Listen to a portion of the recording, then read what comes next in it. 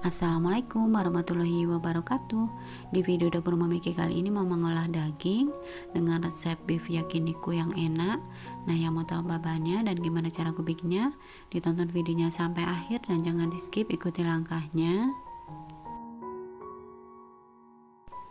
Langkah pertama, siapkan wajan teflon, tambahkan kurang lebih 1 sendok makan margarin dan 2 siung bawang putih. Ini kita haluskan, boleh gunakan parutan seperti ini atau boleh juga diulek atau dicacah halus.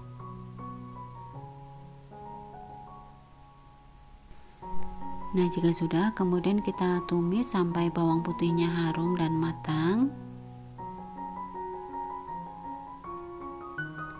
Kemudian tambahkan 50 ml air, lalu tambahkan setengah sendok teh kaldu bubuk, setengah sendok teh garam, 1 sendok makan gula pasir, setengah sendok teh lada bubuk.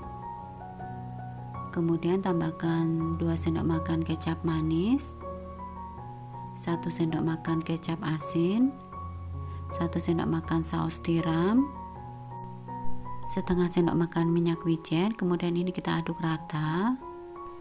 Lalu masukkan 300 gram daging sapi yang sudah di slice seperti ini. Ini kita masak sampai dagingnya empuk dan matang. Setelah dagingnya matang, kemudian masukkan 1 siung bawang bombay yang sudah dirajang memanjang seperti ini.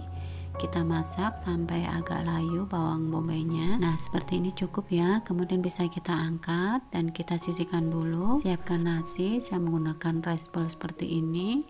Kemudian kita ratakan nasinya dan kita beri daun selada di atasnya. Lalu kita letakkan beef yakinikunya. Jadi untuk satu resep ini bisa jadi 2 porsi ya. Kemudian kita tabur dengan wijen sangrai di atasnya seperti ini.